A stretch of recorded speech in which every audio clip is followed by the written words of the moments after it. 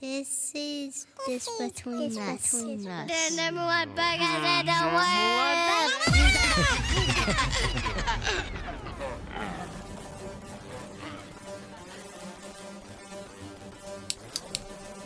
This is just between us with your host, Camo.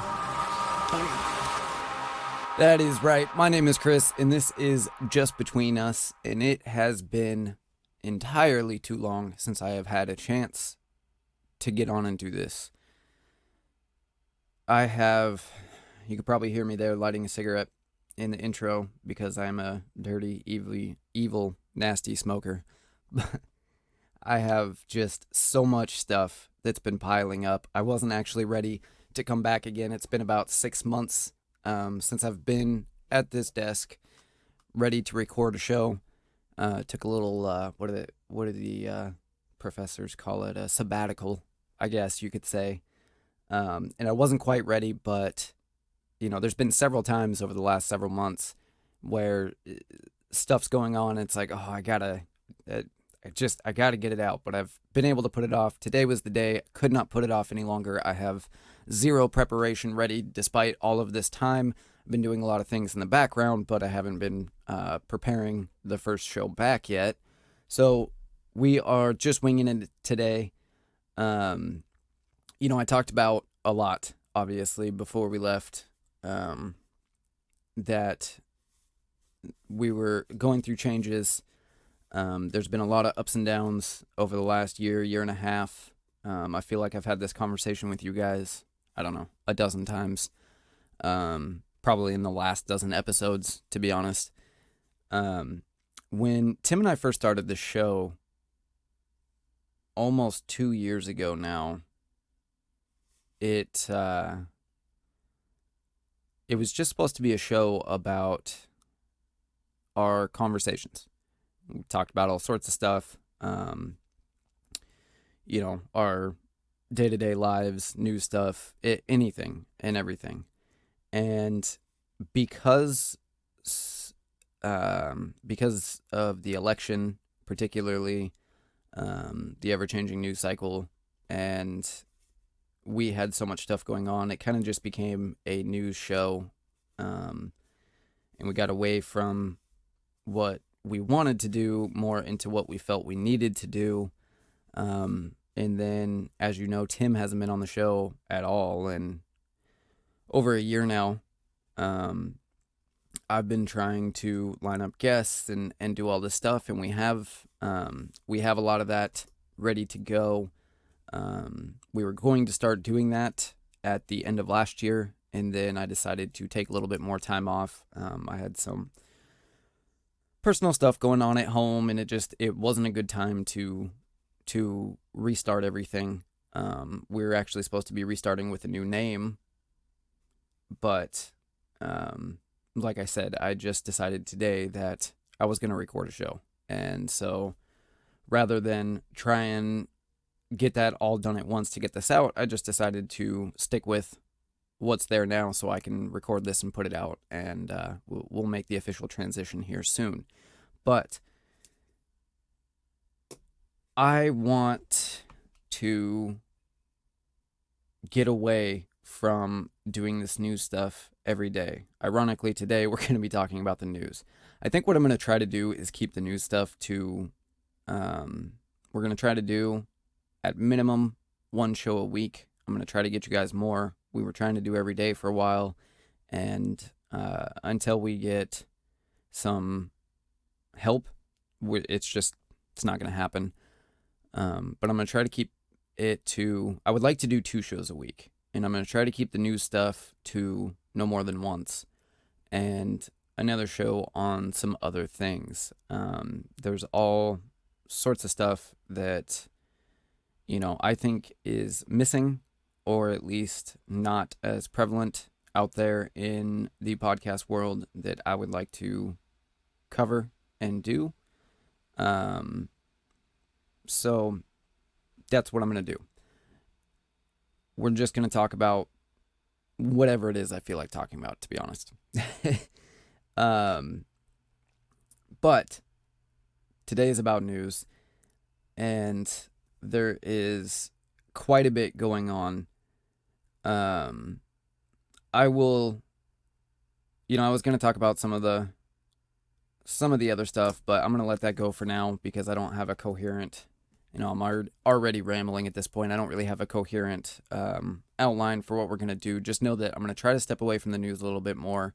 I will still be doing, I've decided to do specials on certain things, like the Supreme Court cases that we've covered and stuff, where we go really in depth and I cover, line by line sometimes. But when I go, really deep on things, my problem is my tendency, like with stuff we're going to talk about today, when the first thing we're going to talk about today, of course, is all of these shootings that have happened over the past week. When I start talking about these things, I want to get all of these statistics. And while I have most of them off the top of the head, they're not exactly 100% accurate. But I don't want this show to be inaccurate. So it makes me always want to look up and make sure I have the exact number exactly right. And it's not feasible at this stage in the show. So I'm going to do certain specials where we cover things in depth and with great accuracy. And I'm going to stick more just to opinion and stuff when we're talking about the day-to-day things, to try and lighten it up a little bit, make the show move a little smoother, keep me from having to do 8 hours of research for 1 hour of podcast every single day, because I can't do it right now. But yeah, so we're going to take a quick break, and when we come back, we will officially actually start the show.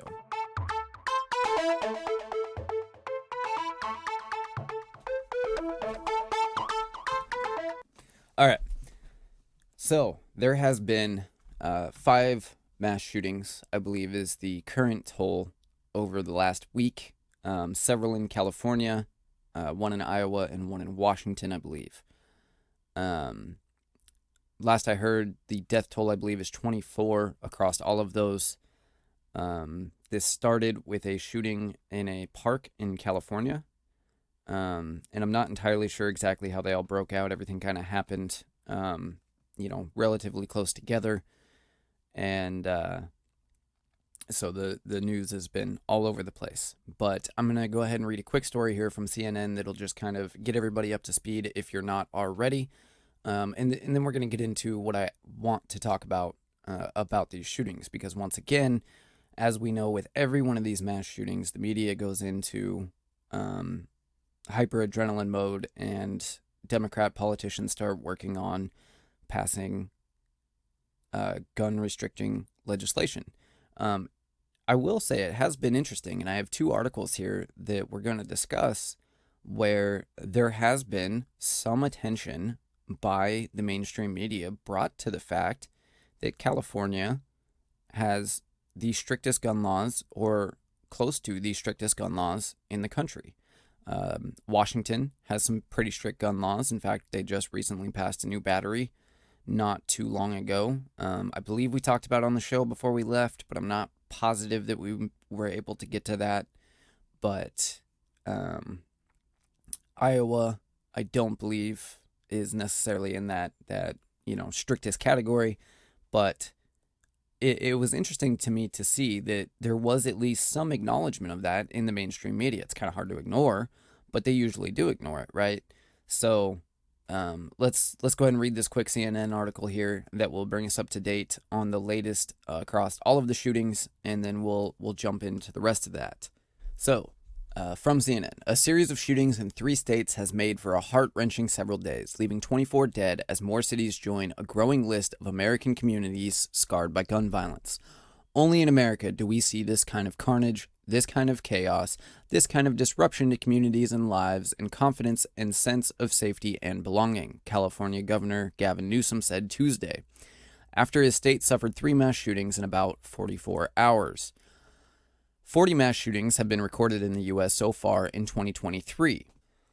which, according to the Gun Violence Archive, is more than, at this point, in any year on record. Newsom was still visiting victims of Saturday night's Monterey Park shooting that claimed 11 lives when he was told of a second shooting Monday afternoon in Half Moon Bay, which officials later described as an apparent act of workplace violence. That left 7 dead and 1 person injured. I feared 2 days ago that Monterey Park would give way to other headlines. Little did I know I'd be up here, Newsom said, speaking from Half Moon Bay. Meanwhile, the trauma and the damage, the devastation is felt for generations in some cases. Communities being torn asunder? No one feeling safe. I've never heard the word asunder before. Continuing, the mayor of Monterey Park, still reeling from the attack in his city, gave his condolences to those grieving in Half Moon Bay. Quote, I know what is in store for them the next few days, Mayor Henry Lowe said. Hours after the Half Moon Bay shooting, 5 people were shot, including an 18-year-old who died Monday in Oakland, California. Also on Monday, a man in Des Moines, Iowa, opened fire at a building that houses an educational program for at-risk youth, killing 2 students and leaving the program's founder seriously injured. Then, earlier Tuesday, a man shot and killed 3 people at or near a Circle K convenience store in Yakima, Washington. Those are just some of the communities grieving following recent acts of gun violence, including mass shootings in which 4 or more people were shot, not including the gunman. Here are the latest key developments. In Half Moon Bay, the suspect was subject to a temporary restraining order after a former coworker and roommate accused him of attacking and threatening him in 2013. Court records obtained by CNN show the 66-year-old taken into custody Monday has been charged with 7 counts of murder and 1 count of attempted murder by the San Mateo County District Attorney's Office. The murder counts all include enhancements for the use of a firearm, great bodily injury, and multiple murders. He is expected to enter a plea at a February 16th hearing. Monterey Park, all 11 people killed were identified. They were all in their late 50s to mid-70s. In Yakima, the suspect was found dead Tuesday of an apparent self-inflicted gunshot wound, according to police. In Des Moines, a shooting suspect was arrested and has been charged with murder. Investigators and federal agents on different cases are tracing firearms, serving search warrants, examining suspect histories, and looking for motives. Here are more details of some of the more recent shootings. We're not going to go into the further details here. But, so, granted, I was reading CNN, and actually it was the quotes from people like Gavin Newsom that there was definitely some misinformation there. But we will get into that a little bit here in a minute. We've covered a lot of this before, right? The very first thing that he said that it drives me crazy is this only happens in the United States. That is a patent lie. We've gone through it in detail before, explaining why that's a lie. But just to give you, off the top, the UK, where guns are almost entirely banned, the only thing that you can get is a single shot shotgun. You might be able to get a pump action, but I'm pretty sure it's mostly just what are called double barrel shotguns, which hold 1 round. There's 2 barrels, 1 round per barrel, or a single shot, which is obviously 1 barrel, 1 round, which you can get permits for those for hunting, and that's basically it. There is pretty much no other exception. Many of the cops in the UK don't even carry firearms. So you would think, and especially given the fact that the UK is an island, so they're able to control, far better than you can control, say, the United States, where we have thousands of miles of border on either sides. You can control illegal firearm access pretty well. But in 2021, 2022, so this is peak pandemic, so remember these numbers are going to be a little lower than the average year, most likely. There were 1,071 gun crime offenses recorded just in London, not the whole UK, just in London. And then there were 15,500 knife crime offenses just in London for 2019, 2020. I don't know why they don't have the 21, 22 equal year, but But yeah, so in the peak of the pandemic, just in the capital city, I don't know if London's the capital, but it's the main city, kind of like New York or LA. 1,071 gun crime offenses in a country that has entirely outlawed guns for all intents and purposes. Their most recent mass shooting by what... See, and this is the other thing, is the definition of mass shootings. We just read that there have supposedly been 40 mass shootings this year. I know I've seen a headline that says there's been more mass shootings so far this year than there have been days. However, this is, of course, also a lie. It's an entire manipulation of the shooting statistics. I don't know which of the gun crime archives that they're basing that off of. We've been over several of them before. Most of them, they report many things that nobody would consider a mass shooting, domestic violence and all of that. Now, what's interesting here in some of the mass shootings, the Half Moon Bay and the first one there in California, let's see, what was the name of that one? Oh, Monterey Park. Monterey Park was supposedly domestic violence. However, it took place in a public area where other people were also targeted. So absolutely we'd consider that a mass shooting, right? However, places like the Gun Violence Archive, they would include a domestic violence scenario that took place inside somebody's home that didn't include other people. So this is how they get to this, massive number of mass shootings a year, because they put virtually no limitations on it and are able to include basically any shooting that involves more than one person. Gang violence is included. In fact, one of the 5, I think it was Iowa. I may be wrong about this, but I believe Iowa was a suspected gang violence incident. So yeah, both Iowa and Oakland, California are suspected gang activity, while still falling under the definition of a mass casualty incident. It's not what people would consider a mass shooting. It's gang violence. That's an entirely different issue, and the reason why we separate those is important, because the way you address gang violence is not the way you address a mass shooting incident, particularly when we're looking at any of the school shootings, any of Las Vegas, right?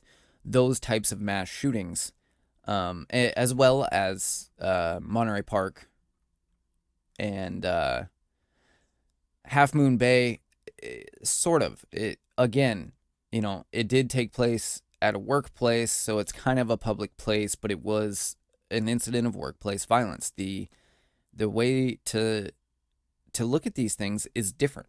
And when you hear that there's been 40 mass shootings this year, and what are we, 26 days into the year while I'm recording this here, by the time you hear it, it might be a few days after that, it's very misleading, because they're not all mass shootings. When you don't know that 30 of those 40 are gang violence, or some other form that is not a typical mass shooting, you're misinformed. I don't know how else to put it. We have to categorize these things correctly so that we can address them, because they are different problems that require different solutions. All are shootings and all are a problem. It's not that one's more important than another. It's that they're different types of incidents. I think I've pretty well covered that, so I'll stop beating that. The original point that I was trying to make was the last mass shooting by what we would consider a mass shooting in the UK was in 2010, long after they've banned all firearms. And there were 12 people dead, 11 people shot and injured. So 23 casualties altogether. And that was with a single shot shotgun. The man was one of the very, very, very, like 0.01% few of generally wealthy people that were able to obtain a shotgun for hunting, as well as the licenses and all of that are required to get it. I mean, it is a gun, an anti-gun activist wet dream of laws in the UK compared to America.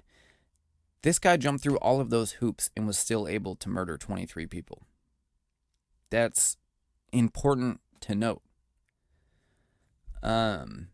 There have been others that would fall under the gun violence archive shooting. There's probably 100+ a year that happened in the UK that would fall under the gun violence archive, and as well as some of these other ones. I don't have that file pulled up, but matter of fact, let me get that real fast.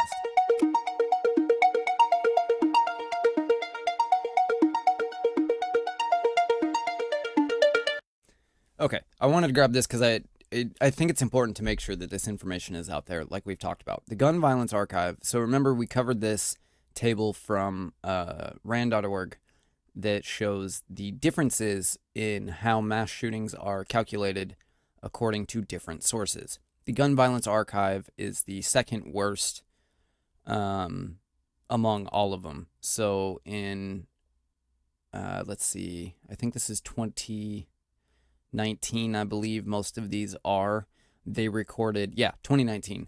The Gun Violence Archive recorded 418 mass shootings and 465 shooting fatalities. For example, the far left, extremely far left news outlet, I say that almost jokingly, but Mother Jones in 2019 only reported 10 mass shootings and 73 fatalities. The mass shooter database, which is a far more, we'll call it traditional definition. They require 4 people fatally injured or more, excluding the shooter. It has to be a public location and any motivation, but they exclude armed robbery, gang violence, and domestic violence. They recorded 6 mass shootings with 60 casualties. The Associated Press, 33 shootings, 174 fatalities. Every town recorded 19 shootings, 112 fatalities. The Mass Shooting Tracker, which is by far the most egregious, 503 shootings, 628 fatalities. And Mass Shootings in America database recorded 62 with 202 fatalities. So as you can see, the definitions vary widely. Traditionally, we've gone by roughly the FBI, the old FBI statistic, which was 4 more people killed. I don't know if it was killed or shot in any incident. Generally, that took place in public and was not gang violence or robbery or something along those lines. Congress has since lowered that threshold for the FBI for no apparent reason other than, artificially boosting the numbers of mass shootings. There was no real reason, no good reason given for lowering that number. I don't know why they chose to do so other than being able to report more mass shootings. Of course, since then, the book's just been completely thrown out and they report basically anything they want as a mass shooting. They almost always refer to Gun Violence Archive, which is the second most egregious in all of them. The Gun Violence Archive requires 4 people shot, so fatally or not fatally, any location of the incident, so it doesn't matter if it takes place in a private residence or if it's a public place. The motivation of the shooter is any, including armed robbery, gang violence, domestic violence, organized crime, any of those things. And that's how they arrive in 2019 at 418 mass shootings, and now in 2023, they've arrived at 40 between January 1st and January 26th. It's just not accurate. And I've already, I've beaten this horse many times before. We've more than covered, I just got done explaining. Forgive me. I just got done explaining why it's important to separate these things, but just to give you an idea about that. So if we use the Gun Violence Archive's data, or criteria, I mean, then the UK has seen many mass shootings, just as the United States, even though they have, completely outlawed guns for all intents and purposes. You basically have to be a wealthy person of status in order to get a single or double barrel shotgun for hunting purposes. And those are the only, that's all. That's all you can get. There is no self-defense purposes. There are no handguns. You can't even carry a screwdriver in public without being arrested for it. Seriously. There was a man just like a year or two ago that somebody broke into his home and attacked him, and he stabbed him with a kitchen knife. The homeowner stabbed the attacker with a kitchen knife to defend himself, and he went to jail. That's how egregious the laws are in the UK, and yet they still have thousands of shootings, at least 1,000 shootings. Remember, that was mid-pandemic in London per year. Thousands across the whole UK. So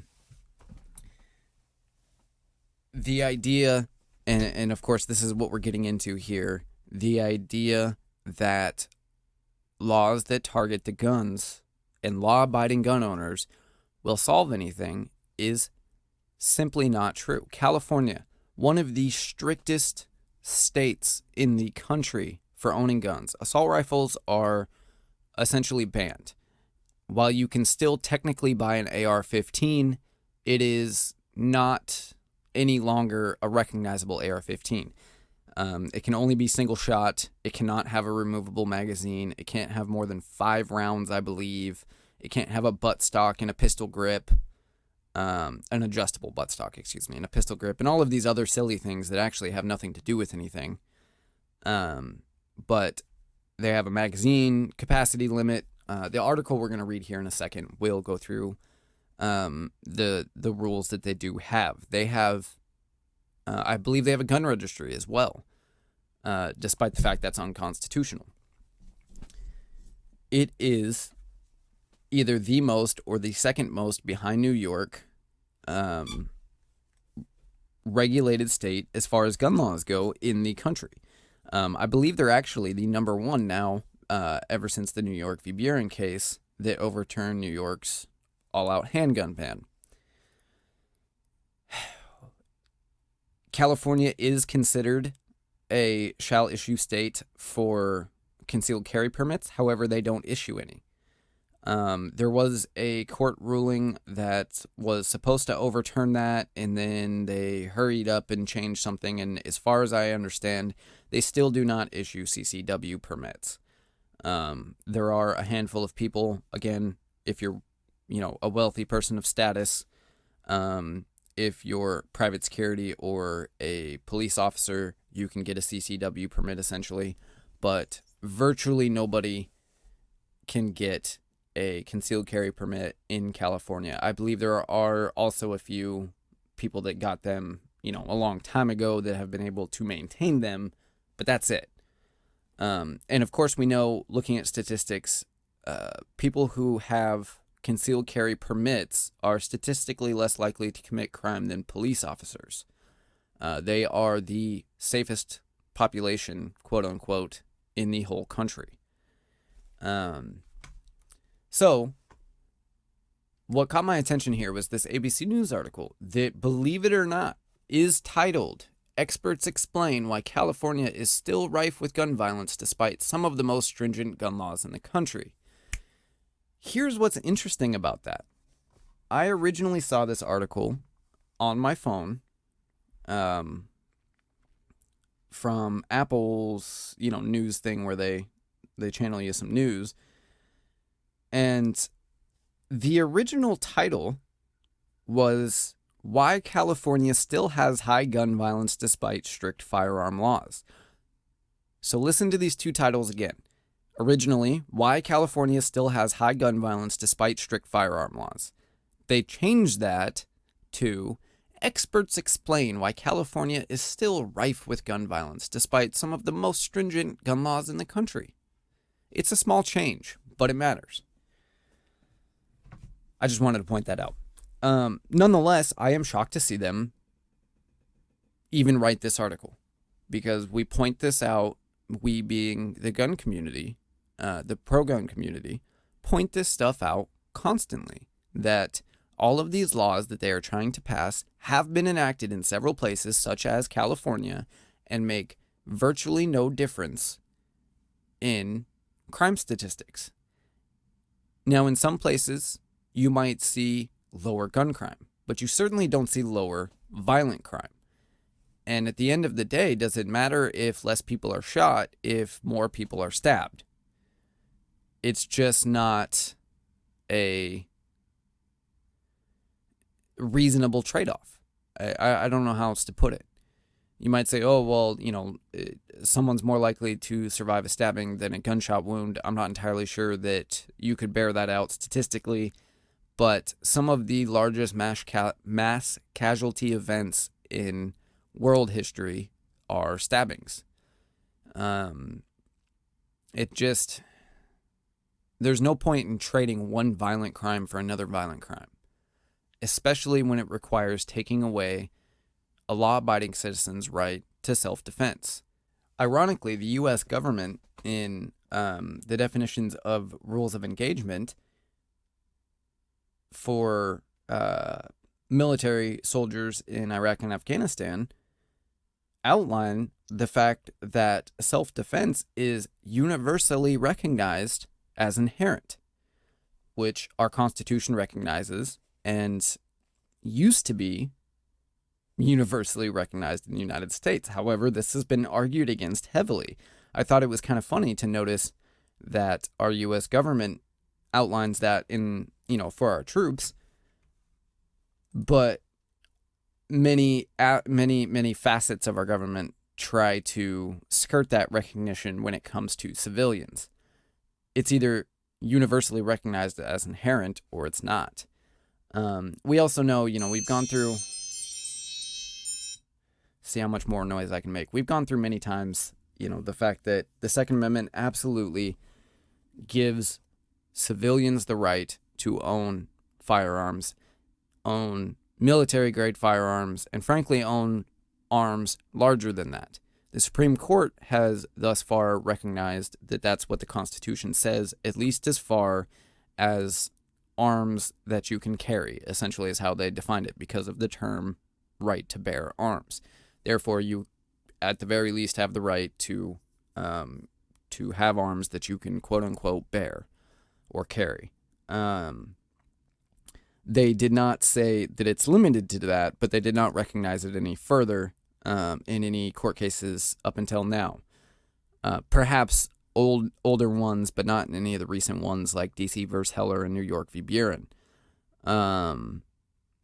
However, we know that from the time that the Constitution was written, the Founding Fathers, in other documents, had acknowledged the fact that the Second Amendment not only guarantees the right to a civilian to own firearms, but other things as well, including at the time cannons. We know that they had things like the puckle gun, which was an early machine gun. Repeating arms existed at the time. They were relatively new inventions, but they were known about.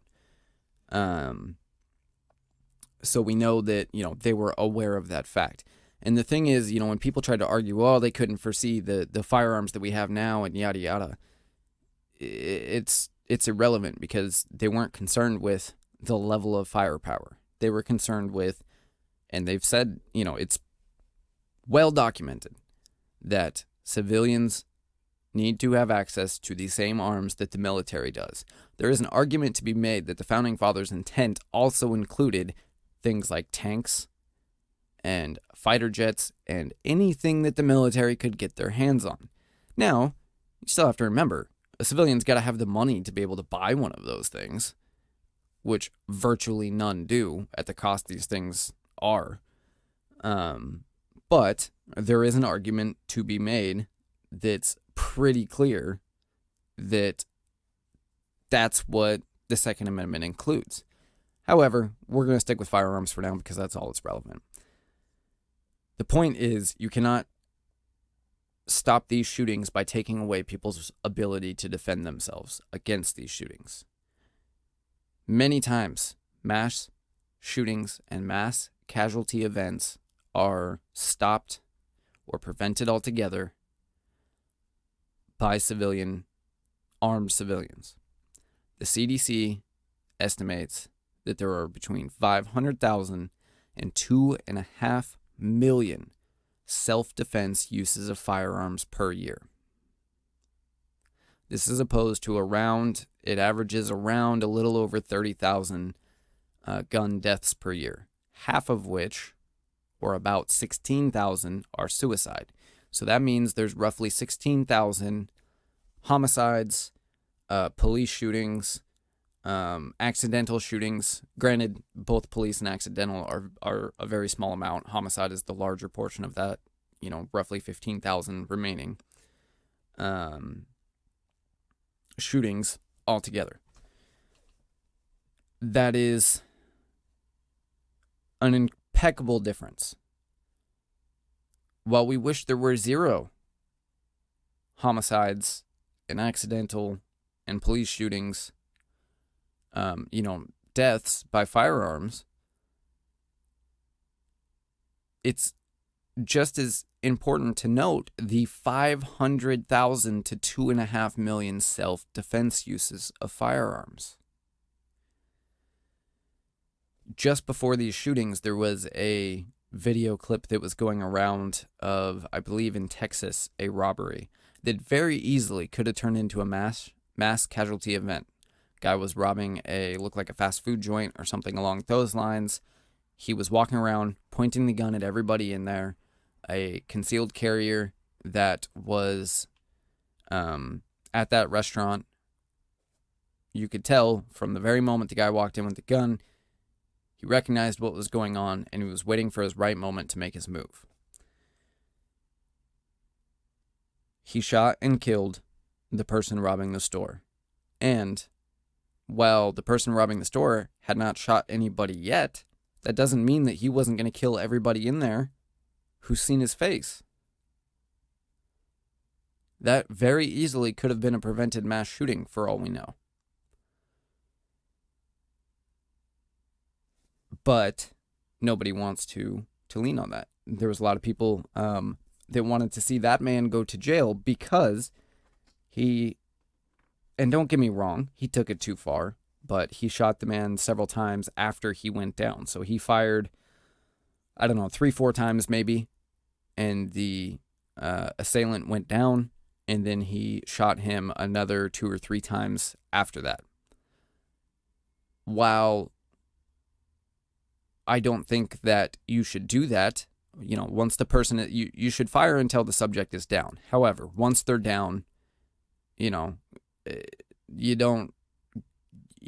go and shoot them some more.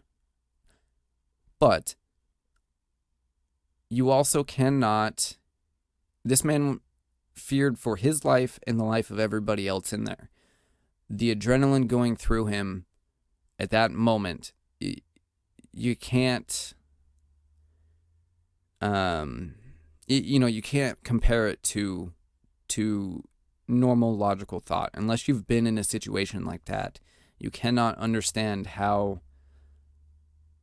much of a different person you are, basically. Yeah, all of your thinking capacity goes out the window, and it is strictly action at that moment. So, while I don't think that it was necessarily correct for him to do that,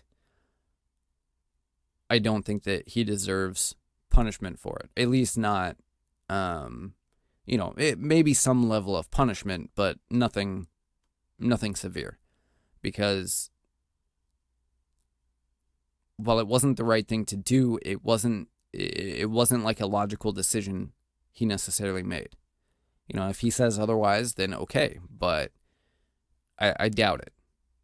I'm willing to bet that it was all reaction, because I know what it's like, as many of you listening do, to be in a situation like that and not be able to process thought like you normally would. Anyway, point being, we very easily could have been reading about that event. If that man had not been there with his concealed carry firearm, we very easily could have been reading about that event along with these 5 others, where I think there was 6, maybe 7 people in that restaurant, every single one of them could be killed. Because other than that one man who ended up putting a stop to this robbery, there was nothing stopping this guy from shooting everybody in there. And he very well might have after he got what he wanted.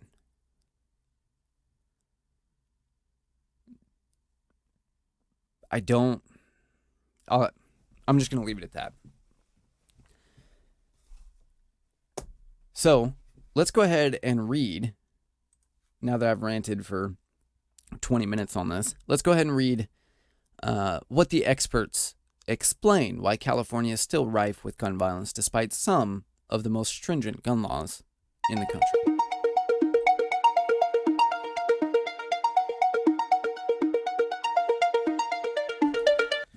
All right.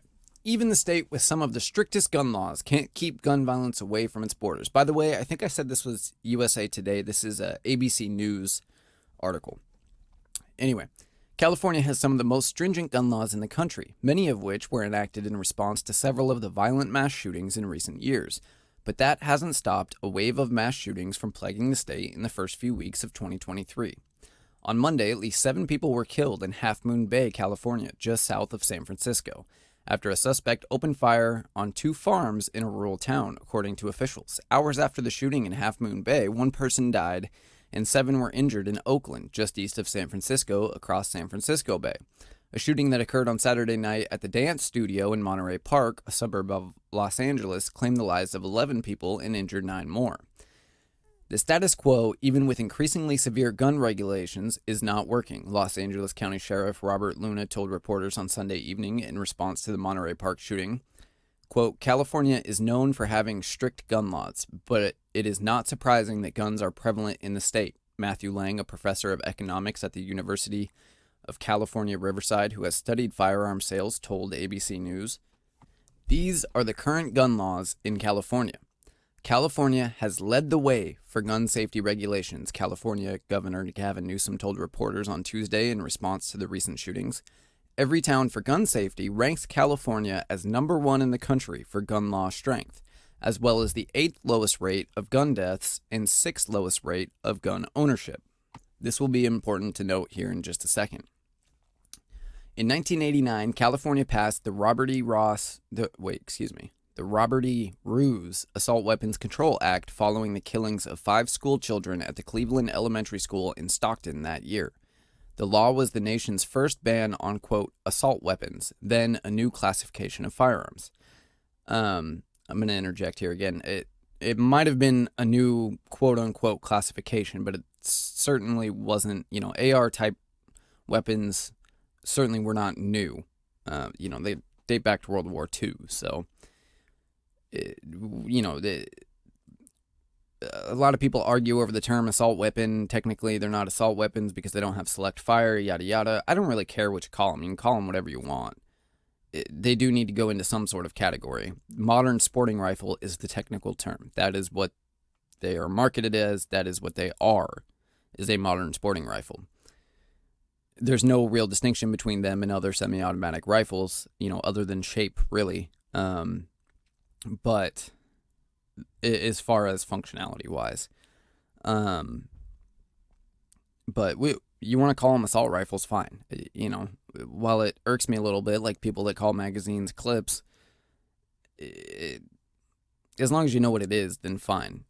And a lot of people, they don't like the term assault because the rifle doesn't assault anybody, a person assaults somebody, but those are hairs I don't really care to split anymore. I'm not saying I've never done it in the past, but it doesn't matter because there's much more important arguments to be had here, So anyway, in 1989 when this law was passed, it might have been one of the first times they used the term assault weapon, but it certainly wasn't a new type of weapon. Anyway, the article continues, which define them as having characteristics such as a detachable magazine, a flash suppressor, a forward pistol grip, and a thumbhole stock. The state has continually updated the law, the current iteration of which is currently the strictest in the country. This is what we discussed. If you look up California legal AR-15, you'll see that it is a very strange looking thing. They can only be single shot, and like I said, can't have a detachable magazine. They can't have a pistol grip or a thumb hole stock, which I don't understand, but whatever. Anyway, I'll continue here. In 2016, Californians passed Proposition 63. Well, there's argument there, but anyway, which requires background checks for purchasing ammunition. You can't even buy ammunition in the state of California without a background check. That's probably one of the most egregious laws in the nation. And it also prohibited possession of large capacity magazines. So not just prohibited purchasing of new ones, but prohibited possession of any quote-unquote large capacity magazines. I don't know what they're limited to. It's probably between 5 and 10. That's what most restrict to. Washington recently passed, by the legislature, not by a vote of the people, a restriction of 10, for example, which has proven over and over, by the way, magazine restrictions to prevent nothing. But anyhow, let's keep that in mind as we continue. A red flag law also went into effect that year, which prevents certain people from obtaining firearms. The state employs a licensing system for gun and ammunition purchases and bans the sale of most handguns that don't have a magazine safety or loaded chamber indicator. It also requires safe storage of guns, and some cities require liability insurance for gun sellers. So you have to have a license to buy a firearm, which basically means there's a gun registration. And yeah, bans the sale of most handguns. That's been a problem for a long time. And then requires safe storage, and some cities require liability insurance for gun sellers. Those seeking to purchase a firearm must pass a written test to obtain a firearm safety certificate and are limited to buying one handgun per month. There is also a 10-day waiting period applying for and obtaining firearms. While concealed firearms may be carried in public with a permit, law enforcement can deny approval of permits. The permits are also issued after a background check determines the applicant is of good moral character, and this is the key, has good cause for requesting the license. This is what New York v. Buren just shot down, yet somehow, nothing's being done about it in California. The good cause idea, the fact that you need to have some sort of specific reason above just, wanting to carry a firearm for self-defense in order to obtain a CCW. And this is how California denies most CCWs, which we talked about a minute ago. Let's see. Has good cause for requesting the license, completes a firearm safety course, and meets the residency requirements. In addition, the state requires child safety firearm locks and requires guns to be safely stored in vehicles. Laws in California further prohibit the sale and manufacture of unsafe handguns, whatever that means, and regulates ghost guns, quote-unquote ghost guns. We've talked about those before as well. In 2022, in response to the Robb Elementary School shooting in Uvalde, Texas, that killed 19 students and 2 teachers, Newsom approved a barrage of new legislation, including a law that would raise the minimum age for sales and transfers of firearms and invest state funds to support evidence-based community violence intervention strategies. Again, whatever that means. They like those broad, definition laws. So, as you can see, basically every single law that the Democrats have been trying to push, both statewide in nearly every state in the country and federally, already exist in California. And they did not prevent either of these shootings. They did not limit the amount of casualties. We saw what was there. So we talked about at the beginning, there was 5 shootings over the last week, 3 of which were in California.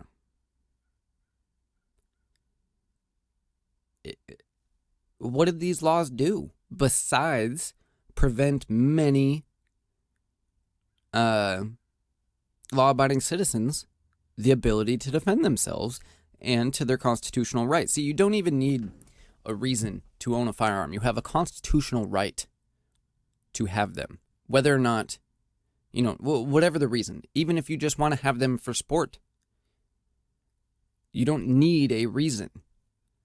These laws prevent all of that and severely limit that but have done nothing to stop these shootings, nor gun crime in general. Now, they're going to go on here in a second to make an argument about how, well, you just don't see where it is stopping crime. However, we're going to debunk that as we go through it. It's pretty straightforward, but I told you a second ago it was going to be important to pay attention to the fact that every town listed California as number 1 for gun law strength, the 8th lowest for gun deaths, but the 6th lowest for gun ownership. You would think that being the number 1 state for firearm ownership, they would be the 6th lowest for gun deaths, since they're the 6th lowest for gun ownership. And you might say, well, California's a big state. Obviously, there's going to be more people that die. However, that's not how they do the comparisons. They do them as a rate per 100,000, not by total amount. So there are more deaths in comparison to gun ownership in California than other places. Yeah, it's lower than a state like, say, Texas, but that's because Texas is also, I don't think they're number 1 for gun ownership, but they're in the top 10. There's going to be more gun deaths where there are more guns. That does not necessarily mean more gun crime. But most importantly, it doesn't mean less violent crime. California could be number 1 in the country for lowest gun deaths. It wouldn't matter if they're number 1 in the country for most violent crime or most deaths, most homicides, period. And they don't mention any of those numbers here, and there's a reason that they don't. They're the 6th lowest in the country for gun ownership. Of course, they're going to be fairly low for gun deaths. Not equally low, because there is no correlation. Well, there's correlation, but there's not direct correlation. It's just, on one hand, I want to get into all this nitty gritty. On the other hand, I try not to, especially because we've done it so many times, but it's so important to understand the way they are manipulating data and manipulating you into buying into these things. And the reason it makes me mad is, one, yes, because I am pro-gun. So it makes me mad that they manipulate this information to take away the rights of all U.S. citizens to own firearms and to restrict those rights. Not just take them away, but restrict them. Nobody's coming for your guns. Yeah, whatever. Whether you're coming for them completely or just trying to restrict them severely, it doesn't matter. You have no right to do so. But why it really pisses me off is because it's not effective. I, as a gun owner, just as every other gun owner in the country, want to see these shootings stopped. None of this bullshit prevented these shootings. So why are we still trying to do them? It's infuriating because it's a blatant attempt to ignore policies that could have an effect in favor of policies that don't have any effect but have a different end goal, which is restricting legal firearm ownership. And yeah, you can call that conspiracy theory, you can call it whatever you want, but we know the policies don't work, so tell me why the hell else would you do it? I'm sick of seeing people dying just the same as you. Difference is, I want to do shit that works. But we can't even have that discussion because we got to keep having this fucking discussion over and over and over. Okay, let's continue. While the recent wave of mass shootings in California may appear the severe gun laws aren't working, people are not seeing all the times that they do prevent violence. Dr. Amy Barnhorst, Associate Director of the California Firearm Violence Research Center at the University of California, Davis, told ABC News, what a title. Unfortunately, firearms in this country are so pervasive that it's going to take a lot to stop it, Barnhorst said. the past work of legislation is undoubtedly reducing deaths from firearms. Bullshit. Now, I can't say that it's not reducing any deaths. Perhaps it's reducing something, but the undoubtedly is bullshit. She can't prove that it is reducing deaths any more than I can prove that it's not. That's really important to note. Now, they're going to go on here in a second to tell you how there are less deaths than the year before. But what they won't tell you is that firearm deaths were on a downward trend already. They have been for the last 100 years. I mean, there are spikes and there's declines, but since the end of the assault weapons ban, the national assault weapons ban in the year 2000 or 2001, I think, when the national 10-year assault weapons ban ended, firearm deaths have been on a steady decline nationwide, with one exception, and that was 2020, when people were rioting in the streets everywhere and causing $12 billion in damage. Imagine that. Anyway, why California gun laws aren't preventing shootings. There are too many guns in the U.S. to completely prevent gun violence in any given state, the expert said. Duh. Gun violence is continuing to affect a large number of Californians, but at much lower rates than other states. That's always been true, even before all these massive laws. I shouldn't say that's always been true. It wasn't true in the 90s, even though they had many of these laws in the 90s. Anyway, while 3,449 people died from gun violence in California in 2020, the state still has one of the lowest gun death rates in the country at 8.5 deaths per 100,000, about 37% lower than the national average, which is quite interesting because if we do some quick math real quick, it says that 3,449 people died from gun violence in 2020. That is about 18% of all gun deaths that year, or 1/5, roughly, almost 1/5 of all gun deaths in the entire United States in one state. So they represent 1/50th of the states, but represent 1/5 of all gun deaths. Yet somehow that's 37% lower than the national average. Doesn't make a lot of sense. Further, see, and I come to a completely different number. So further, the population of California is only about 1/10 or 12% of the entire U.S. population. So they represent 1/10 of the population, but 1/5 or double the gun deaths. So somebody's math is fishy here, and I don't think it's mine. But let's take them at their word for it. They continue. Gun homicides in California at a rate of 3.9 per 100,000. So how did we get from 8.5 per 100,000 to 3.9? Oh, we're going strictly to homicides here instead of deaths. Huh. Okay, anyway.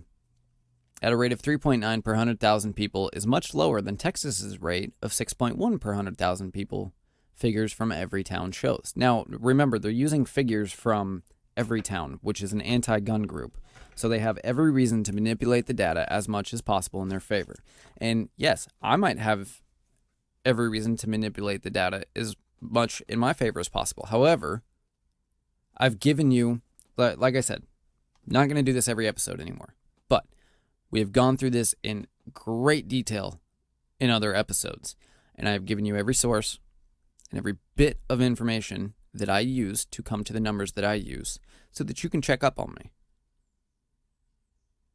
I am certainly seeing it from a pro-gun stance. So I'm sure that, there undoubtedly there's bias in there, no doubt. But when I come up with something so radically different than them, there's obviously at least somewhere in the middle to meet. But anyway, the rate of 3.9 per 100,000 is lower than Texas's 6.1 per 100,000. That may be true. However, again, California is 6th lowest in gun ownership. Texas is in the top 10. It might even be the number 1, but I don't think so. I think they're I think they're in the top 5, if not the top 3. But nonetheless, they're way up on the list. As I said, certainly they're going to have more killings with guns because there are more guns. However, if we look at total homicides, it's a completely different story, as well as overall violent crime. Here's an interesting story from KCRA.com. California homicides, violent crime rose in 2020 and again in 2021. Now, of course, 2020 was a little bit of a special year because of all the riots and stuff, and violent crime rose in every Democrat state, as well as a few Republican, but primarily Democrat states and Democrat cities. But they continued to rise in 2021. In fact, Texas 2020 had a total of 1,403 homicides. California had a total of 2,202 and 2,361 in 2021. California's homicide and violent crime has been on the rise since the passing of these laws. Now remember, they just said, while 3,400 people died from gun violence in California in 2020, the state still has one of the lowest gun death rates in the country. So it's okay. You can see that these laws are working, except all violent crime and homicides were up. So yeah, they might have had less gun deaths per 100,000. They probably had the most total, but again, they're one of the most populous states. But per 100,000, their homicide rate and their violent crime rate is higher than Texas's, as well as probably everywhere else. Well, not everywhere else, but they're certainly way up on the list. So they're selling you a flat-out lie by obfuscating the data. Are they lying about what they said? No, but they're leaving out the rest of the picture, and this is exactly what I'm talking about. Let me read you this other report from KCRA, which paints an incredibly different picture than they're trying to paint for you. Sacramento, California. Homicides in California increased again last year, as did other violent crime, amid rising frustration as the state's top Democrats are seeking to keep their jobs in upcoming elections. The State Department of Justice released its annual crime reports Thursday, showing upticks in violent crime and property crime rates in 2021, even as the total arrest rate decreased. That's also important to note. Washington's the same thing. Arrests have decreased rapidly, but crime keeps going up. Anywho, Californians across the state have been deluged with headlines about rising crime in recent months, from rampant car break-ins and drug use in San Francisco's troubled Tenderloin district to street racing and illegal takeovers across a new $588 million bridge in Los Angeles. That's an interesting thing I wanted to point out. I used to frequently chat online with some friends that live in California. And I'm not going to specify where, but we would use one of the video chat platforms, and on several occasions, while we were talking, there would be street takeovers happening just down the street from this guy's apartment. And he'd walk out there and video and show us. And we'd laugh at all the idiots that, were out there doing that. But it's a common occurrence. And what happens is these people show up, hundreds of cars, they block an intersection, and then they do donuts and all kinds of dumb stuff. It's not, it's not that it's a horrible, atrocious thing or anything. But it shows the lack of control that the police have over crime in the cities. Excuse me. Anyway, California Governor Gavin Newsom and Attorney General Rob Bonta, what a weird name, Bonta, are among the Democrats facing challengers in November and are struggling to explain how their policies are keeping the state safe. San Francisco's progressive district attorney was ousted from his post in June, and his counterpart in LA just survived a second recall attempt. 3 Bonta opponents in June primary all tried to make the issue of rising crime and the Democrats' support for criminal justice reforms when he was in the legislature. Bonta still advanced with nearly 60% of the vote in heavily Democratic California, but his Republican opponent in November's general election, Nathan Hochman, a former federal prosecutor and former assistant U.S. general attorney, has continued criticizing Bonta on crime. The new numbers reflect what Californians have been experiencing every day, a spiral of lawlessness, Hochman said. Bonta's reports noted that the current number of homicides and the violent crime rate remains significantly below historical highs set in the early 1990s. Yeah, there's still upticks from the past 20 years, while the property crime rate is far below its historical high in 1980. But Hochman said that in comparison demonstrates how out of touch he is with the suffering of victims across the state today. No kidding. Bonta was in San Diego on Thursday to tout the state's tough gun control laws, which he says are keeping homicides from being worse. They're not better, but we're keeping them from being worse. And that's an easy lie to sell. It's easy to say, oh, it could be so much worse if we hadn't done this. But it is worse than before you did it. So what about that?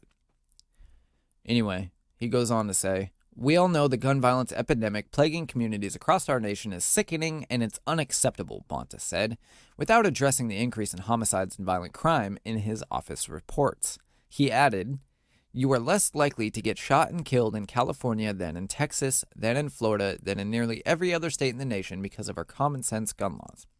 Okay, well, it might be true that you're less likely to get shot and killed in California than in Texas, maybe in Florida. I don't know. We didn't look at Florida's numbers right now. It is not true that nearly any other state in the nation. And as we just pointed out, while you might be less likely to get shot and killed in California than in Texas, you're still more likely to get killed in California than in Texas. Does it matter how? The red states are also favorite targets of Newsom, who is overwhelmingly favored to beat little-known Republican state Senator Brian Dolly. God, I'm terrible with names. In November. But Newsom also is seen as a potential White House candidate, and high crime at home would be an inviting target for opponents. Thursday's reports came 2 months after Bonta's department wrongly made public personal information of perhaps hundreds of thousands of gun owners in state-operated databases public. The state's criminal justice data portal was offline for weeks in the aftermath and only relaunched Thursday after the 2021 reports were released. Interesting timing. There were 2,361 homicides in California last year, surpassing 2020's figures by more than 150 deaths. According to reports, while the number remains far below the historic high of 4,000 homicides in 93, last year was the deadliest year since 2007. 3/4 of 2021's homicides involved a firearm. More than 8 in 10 of the victims were male. Nearly half of the people killed were Hispanic. Nearly 30% were black. By contrast, about 5% of the state's population is black and 39% Latino. About 40% were killed by strangers, 40% by friends or acquaintances, and the remainder by a relative. Today's report further solidifies what decades of research have shown. More guns on our streets leads to more gun violence, except there's less guns on your street, but more gun violence. So how does that make sense? And community safety is inextricably tied to economic, racial, and social equity, except the state's more, I hate to say it, it's more equitable than ever, but according to their standards it is, and it's more, the economic prosperity has never been higher. So how does that make sense? This was said by Ann Irwin, founder and executive director of Smart Justice California. The state's violent crime rate increased from 437 per 100,000 in 2020 to 466.2 per 100,000 in 2021.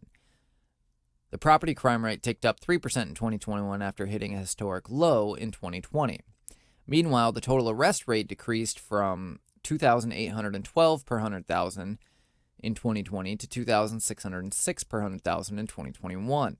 As part of the downward trend since 2004. Bonta's office also released a report showing a continued drop in arrest of juveniles, which have plummeted in recent years from nearly 63,000 in 2016 to fewer than 20,000 last year. A final report outlined police use of force. All right, we're not going to go into all that because it's not relevant to what we're talking about. This paints an entirely different picture from what they're trying to sell you on this ABC News article. But let's go ahead and go back to that and continue. So back to the ABC News article. They continue by saying, California's gun laws, while wide-reaching, don't target everyone who is at risk of committing violence. For example, California's background checks dig a little deeper than what's available in the federal database, so California will catch more at-risk people than other states. But the background checks are not going to catch everyone, especially those without a criminal history, those who have never been psychiatrically hospitalized, or who don't meet any of the other criteria for prohibition of owning a gun, she said. In addition, at-risk purchasers could be answering questions on the background check untruthfully, especially questions regarding substance abuse and mental health problems. Lori Post, director of the Buehler Center for Health Policy and Economics at Northwestern University Feinberg School of Medicine, told ABC News, I think it just makes common sense that people willing to commit mass shootings are also willing to lie on background checks. No shit. Despite the rigid requirements, the average citizen is still able to buy a gun in California, Lang said. Many people will be able to walk into a store, pass a background check, and buy a firearm. A common issue with gun laws is that they often require action by a third party to be effective. They have to, regardless of how stringent they are. For example, red flag laws are an important tool because they allow intervention to happen before it gets really bad, whatever that means, and put some power in the hands of ordinary citizens to do something, Barnhorst said. But while requests can be made to have a firearm removed from an individual, carrying out this request must go through court proceedings. In addition, someone must take the uncomfortable role of actually making the request and potentially jeopardizing their relationship with the individual they are concerned about. The red flag laws in California are, quote, severely underutilized. That's just a guess. You have no idea if they're severely underutilized or not. You couldn't possibly know that information. That was said by California Attorney General Rob Bonta. We just talked about that guy a minute ago. Oh, now they finish by saying the federal government needs to step up its gun regulations, critics say. President Joe Biden has reignited his calls for a nationwide ban on assault rifles, which we've had before, and proved not to lower gun crime at all.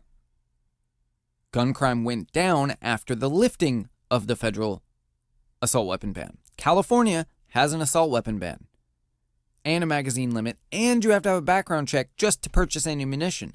It didn't stop any of this. It doesn't make their violent crime or homicide rates any lower than Texas or just about any other state. So why would it make a difference federally? As you just heard this professor, whoever the hell it was, say, it just makes sense that somebody willing to commit a mass shooting is willing to lie on a background check.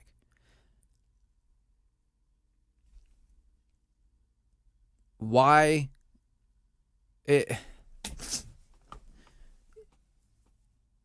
Targeting the guns doesn't work. You need to target the criminals.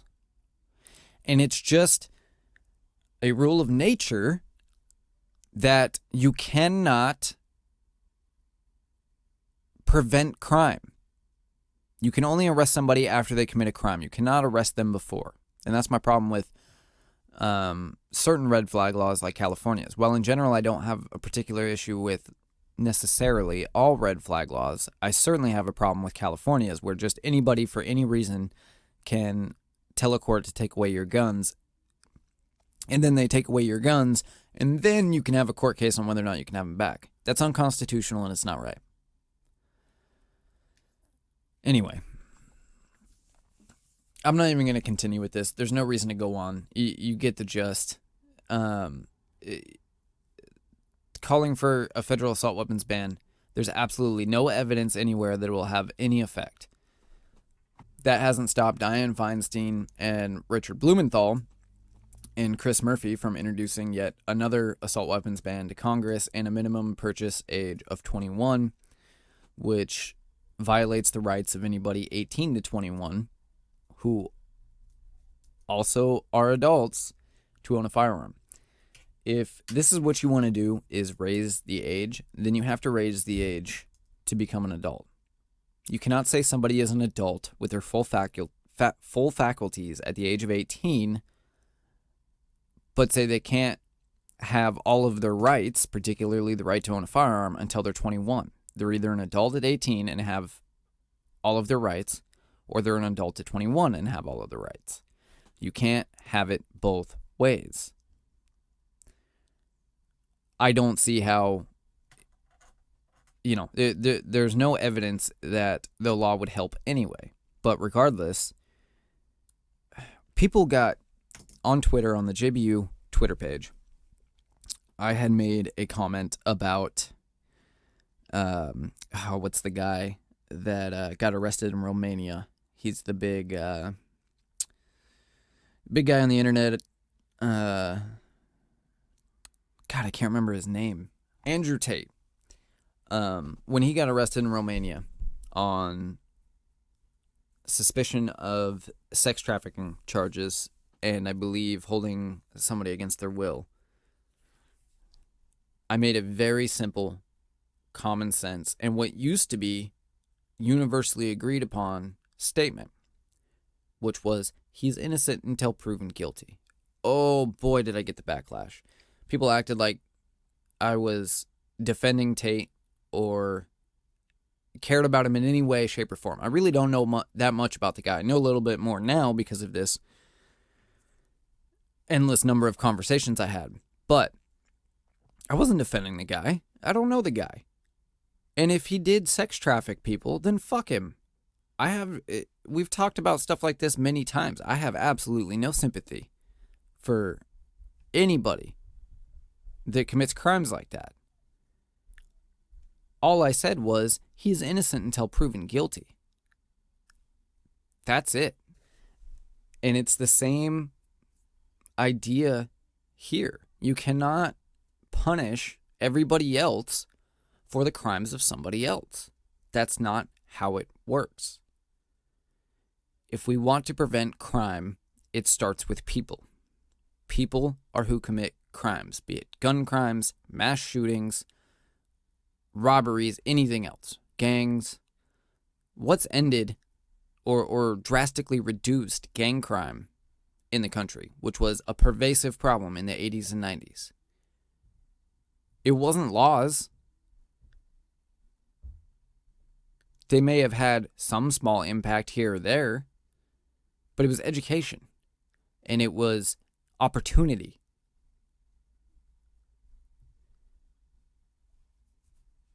There are some people, though,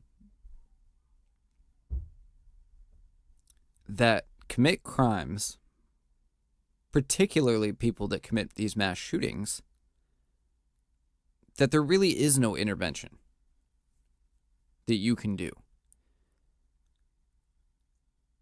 At least no apparent intervention. They are disturbed individuals that, for lack of a better term, are just evil. We know this because they leave manifestos. Several of them have.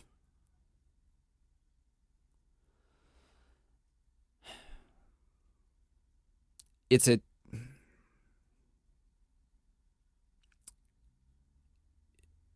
just a fact of life. We cannot enact laws to prevent crime. It doesn't work like that. You have to. It all starts and comes back to better parenting. Almost anything comes back to that. And then even still, like I just said, there's going to be a few that are just plain evil. In which case, the best way to defend against those pure evil people is to have the ability, the best available ability, to defend yourself if you ever come across them.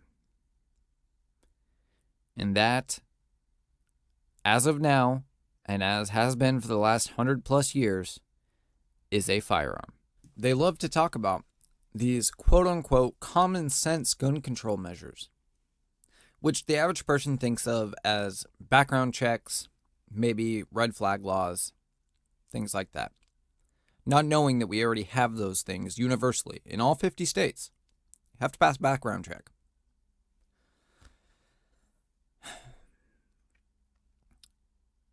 They're not common sense. I would argue they're the exact opposite of that. We just talked about how California's violent crime rate and homicide rate went up after passing all of the laws that were discussed in this article. So how is it common sense to then enact those laws elsewhere? Kind of seems like the opposite of common sense to me. All right, moving on. Since we're an hour and 20 minutes into this, we've made it through one of 4 articles I wanted to cover today. We at least need to get through this other one because this one I feel is very important to go with these two. This is a report from CBS News. The Secret Service has analyzed 173 mass casualty attacks. Here's what they found. I thought this information was very interesting and very important to cover, and I think also helps demonstrate how focusing on guns is not where we can have the most effect. All right. Nearly 3/4. Oh, before we start this, one last thing that I need to say on these shootings in California.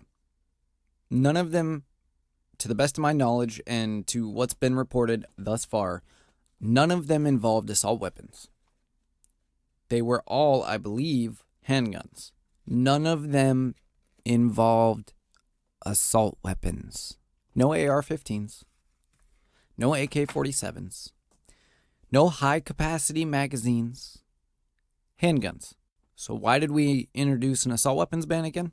I know, I'm asking questions that have long been answered by myself already, but I just felt it was important to note that. Okay, so this article, nearly 3/4 of assailants use guns to carry out mass casualty attacks between 2016 and 2020. According to a study released by the federal government Wednesday, over 1/3 of the attackers experienced unstable housing within 2 decades of their attack, and nearly 1/4 shared final communications in the run-up to launching them, including calling people to say goodbye, authoring a suicide note, and posting writings online. The 72-page report, authored by the U.S. Secret Service National Threat Assessment Center, analyzed 173 incidents that resulted in 3 or more individuals injured or killed across public or semi-public spaces, including businesses, schools, and houses of worship. Researchers hope new insights in the behaviors of attackers will help prevent future tragedies by informing bystander reporting. The findings, which span 37 states and Washington, D.C., come as a community in Monterey Park, California, mourns the death of 11 people after a gunman opened fire in a ballroom during a Lunar New Year celebration over the weekend. Less than 2 days later, 7 people were killed in a mass shooting at 2 mushroom farms in northern California city of Half Moon Bay. 3 people were fatally shot in an attack at a convenience store in Yakima, Washington on Tuesday. That attack, we didn't talk about that attack. I'm going to get into this takeaway here in a second. We didn't talk about Washington, and that one is especially interesting and scary to me and points out why I am such an ardent supporter of legal citizens carrying firearms and training with them for self-defense. The kid walked into a random convenience store, shot everybody in the store, and left. How do you protect against that? Let's say he stabbed everybody instead of shot him. Doesn't matter. Walked in there, stabbed everybody, left. Walked in there, threw a grenade, left. Walked in there, set the building on fire, left. Doesn't matter how he did it. Point is, it was random and for no apparent reason. I'm sure he had motives, but they're irrelevant. How do you prevent against that without a firearm? I just want to point that out. All right, so number one, nearly 3/4, 73% of mass casualty incidents, God, I have a hard time saying that, used 1 or more firearms to kill or maim victims. In terms of fatalities, when you compare weapon types, over 80% of the incidents using firearms were fatal. For other weapons, just under half of the incidents caused fatalities. Now, that may be the best argument against firearms right there. However, I've already made the point, so I'm not going to make it. But that's about the only thing that you can really contend with. Anyway, approximately 3/4 of attackers used a handgun, while roughly 1/3 wielded a long gun. So that means 3 out of 4 incidents used a handgun, including all of the ones this last week, and only 1/4 used any type of long gun. So that includes assault rifles, that includes bolt-action hunting rifles, that includes shotguns, and anything else that isn't a handgun. 3/4. So even if we ban assault weapons, at best, you're getting a 25% reduction instead of a 75% reduction. You're not going to get 25%, but at best, that's what you would get. And really, it's not going to make any difference because there are already 60 million some AR-15s in the country. So preventing new sales isn't going to do anything. Aside from everything else we've talked about, that's just yet another layer on top. In one striking example, the report cites a 38-year-old Kansas man who killed 3 people and injured 14 others in a 2016 shooting while under the influence of methamphetamine. The gunman, who was ultimately shot and killed by police, first opened fire at a series of cars after he was sent a civil protection order from his girlfriend. Roughly 6 months before the incident, the attacker acquired the pistol and rifle used in the attack from a different ex-girlfriend who purchased the weapons for him after he threatened her with violence. So here again, all of the gun laws in California couldn't have prevented this because he illegally obtained the weapon through a straw purchase via another crime. Nearly 1/4 of attacks involved at least one firearm acquired illegally by the attacker, including those bought through straw purchases, theft, private sellers, and online parts. Researchers were able to track down the timing of gun acquisitions in the case of 50 attacks, but 19 of those incidents, the firearm was acquired within 1 month of the attack. In the case of 3, it was acquired the same day as the attack. Number 2, saying goodbye. Nearly 1/4 of attackers shared final communications. Nearly 1/3 of 180 attackers, 28%, issued final communications or acts suggesting an imminent attack, including production of farewell videos, journals, or writings that detailed their plans and motives. Others made goodbye calls to close friends and family, left suicide notes, or wrote cryptic messages to others indicating they would not be seeing them again. Final acts, some of which were part of planning, included attackers terminating a lease, giving away personal possessions, no longer buying food for a pet, verifying or changing life insurance, and securing finances for a family member, according to the report. Prior to detonating an explosive inside of an RV on Christmas Day, 63-year-old Anthony Quinn Warner, who took his own life and wounded 3 others in downtown Nashville, gifted his house and told a client that he was retiring. Days before the bombing, he gave his car to a friend. Just hours before the attack, he broadcast announcements from his RV warning nearby pedestrians of an imminent explosion and an ultimate countdown. In 33 of the attacks, assailants made statements or encouraged in prior behaviors that indicated they did not plan to survive the attack. Of those, 18 attackers died by suicide, including 2 who counted their shots, saving the final bullets for themselves. Number 3, nearly all attackers experienced 1 or more significant stressors within 5 years of the attack. 5 years seems like kind of a long timeline to me. When I think of things that happened 5 years ago, even tragic things or quote unquote stressors that happened 5 years ago, they certainly don't have the impact on me today that they did, much closer to that time period. I'd be more interested to know how many in the last, in a year prior to the attack, or maybe 2 years at the most.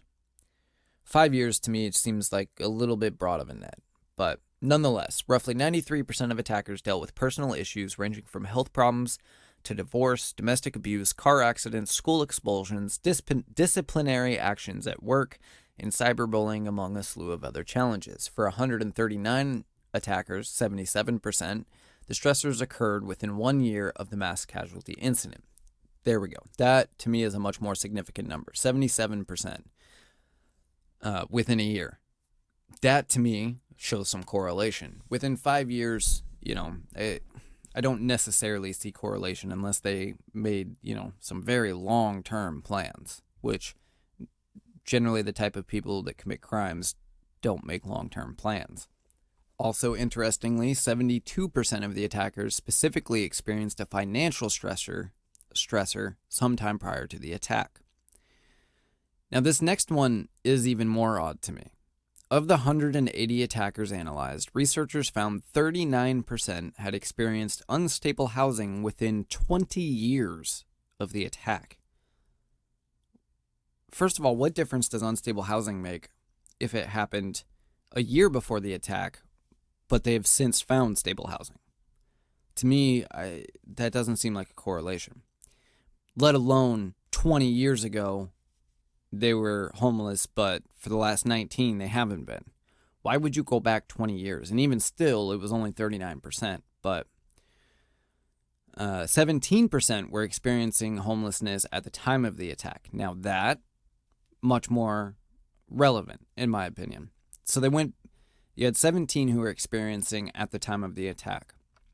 They went back 20 years and were only able to add about 20% to that. I don't think that that extra 20% is relevant. But the 17% experiencing at the time, I think, is completely relevant, because if you're living on the street and feel like you hit rock bottom, you might also feel like, what do you have to lose? Anyway, and 3 assailants who targeted other members of the homeless population. In the U.S., the number of homeless people is calculated by the Department of Housing and Urban Development. The department counts people on the street and in homeless shelters annually in December. In 2022, that number was 582,462. Now, this is kind of another interesting aside. I'm not really sure why they included. But they continue. Just over 1/3 of the attackers had a history of using illicit drugs, misusing prescription medications, or abusing substances like alcohol or marijuana, which often led to negative consequences because of their substance use, including criminal charges, professional or academic failures, court-ordered programs, and evictions, according to the report.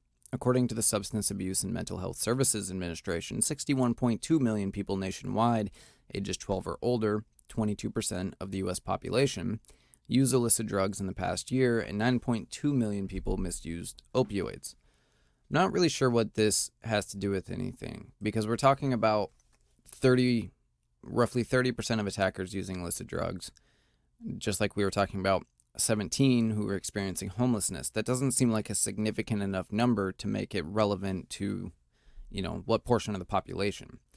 They almost don't seem like a significant enough number to have to do with what's going on here. Anyway, nearly 1/3 of the attackers detailed in the Secret Service study had at least one contact with law enforcement that did not result in an arrest, including attackers who engaged in acts of domestic violence, 23%, violent crimes, 23%, and nonviolent crimes, 22%. Over half of the attackers experienced mental health symptoms prior to or at the time of their attacks. The vast majority of individuals in the U.S. who experience the mental health issues discussed do not commit acts of crime, the report noted. The symptoms described in this section continue potential contributing factors and should not be viewed as causal explanations for why the attacks occurred. Symptoms found among 58% of the attackers included depression, psychotic symptoms, and suicidal thoughts.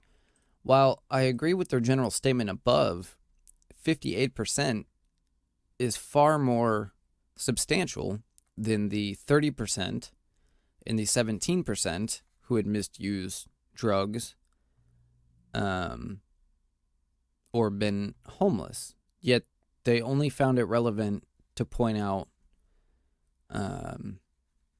this correlation when it came to mental health symptoms. I find that very odd when it was a much higher 60%. I mean, that's 3 times the amount of people that were experiencing homeless and almost double the amount of people using or misusing drugs. Anywho, the age of symptom onset varied, with some attackers first experiencing symptoms in adolescence, while other symptoms began later in life. The statistic squares with national estimates. According to the CDC, over half the U.S. population will be diagnosed with mental health illness at some point in their life. That number just keeps growing because the list of mental health problems continually expands. That's another issue for another time. Number 5. More than half of attackers were motivated by grievances and sought retaliation for some perceived wrong, while grievances most often related to personal stress linked to health, finances, bullying, or feelings of victimization. 17% of grievances were related to issues with current or former domestic relationship, and 10% were connected to the workplace. That 17% of domestic and 10% of workplace-related incidents are probably the easiest to target, or possibly at least. Maybe not probably, but I feel like those two could be most easily handled compared to some of the other issues. But that's just an opinion, Analysts concluded that grievances have remained the most common component of the motives of mass attackers 2016 to 2020. And while attackers' ages range from 14 to 87, with an average age of 34, nearly all of the 180 attackers in the report were male. 1/4 of attackers subscribed to conspiracy theories or hateful ideologies. These belief systems included anti-government, anti-Semitic, and misogynistic views. I'd be interested to know how many it was that didn't include anti-government.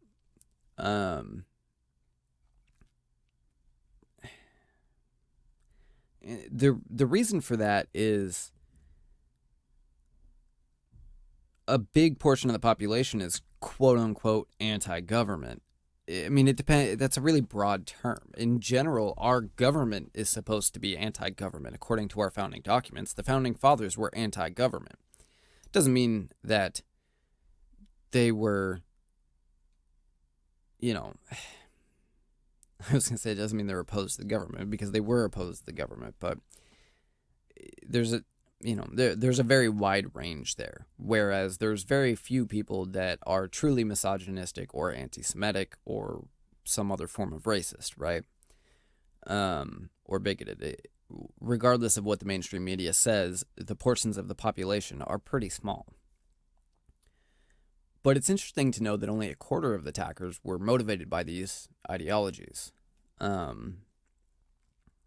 You would think it would be a lot more. Certainly the narrative is, that it's all white males who are either racist or homophobic or whatever that are committing these crimes, when that's clearly not the case. It is 96% male, but it's not all white male.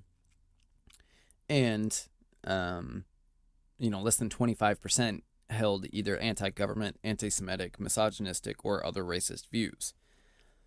At least 35 attackers, 19%, displayed misogynistic behavior prior to the attack, such as sexual harassment, threatening sexual violence, and calling women by derogatory names. Conspiracy theories observed among the attackers included false beliefs that the moon landing was staged, Jewish people were trying to take over the world, aliens or lizard people were preparing to take over, people of Chinese descent were responsible for the spread of coronavirus, and the UN was plotting to disarm U.S. citizens, the report indicated. That last one's not a conspiracy theory. The UN has openly stated that it wishes to disarm basically all populations. That's a conversation for another time, though. Whether or not they can or will is a completely different conversation, but whether or not they want to is not a conversation. They've stated that they want to.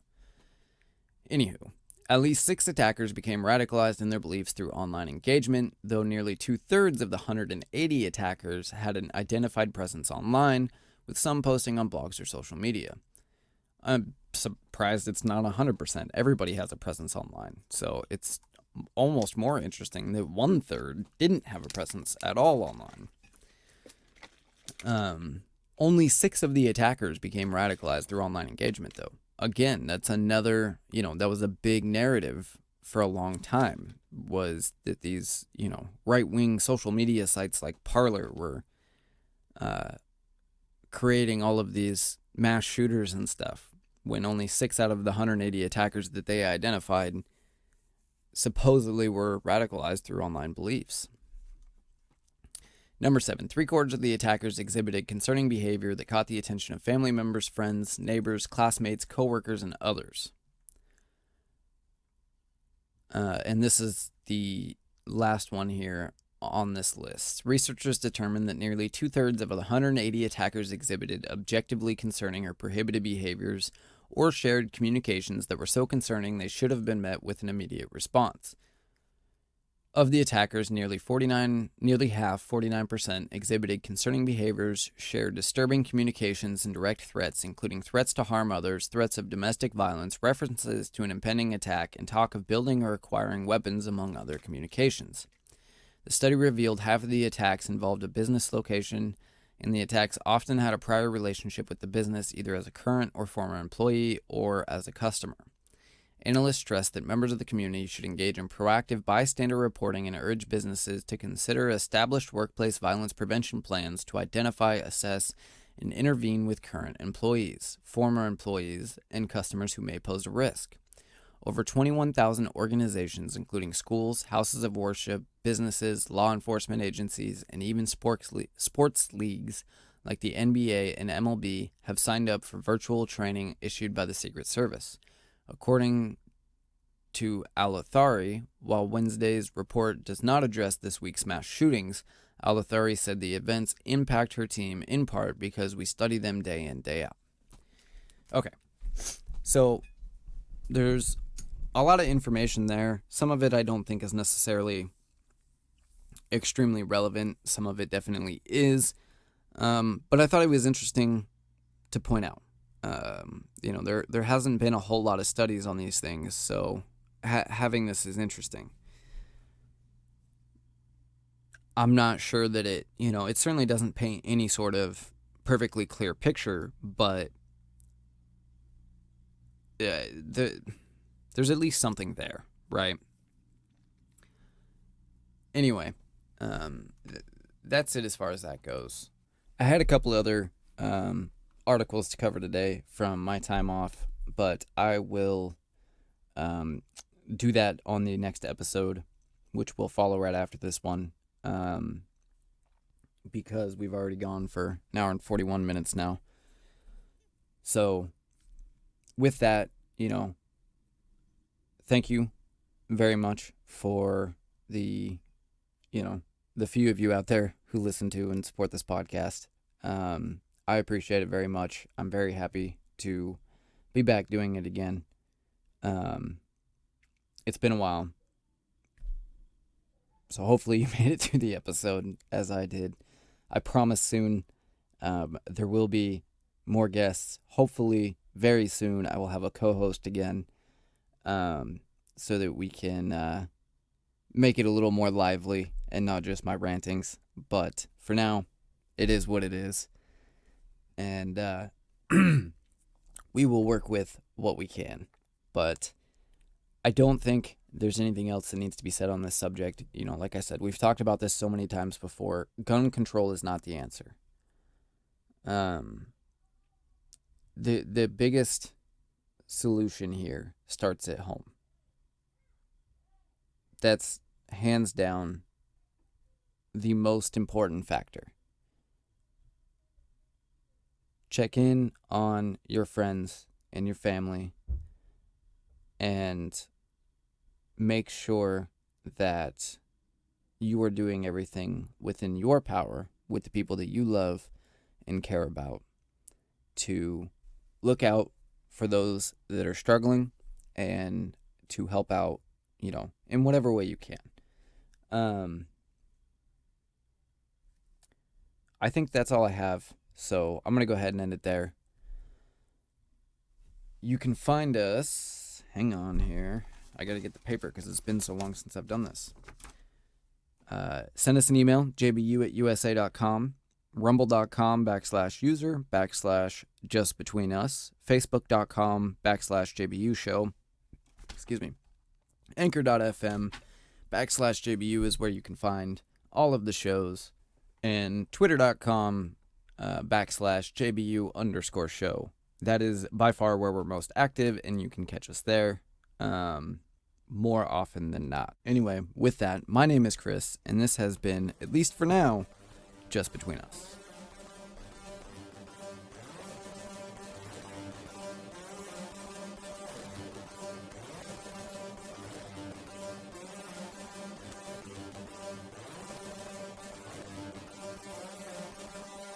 Bye, bye, bye, bye, bye, bye, bye. Wait, I want to be a little bit louder.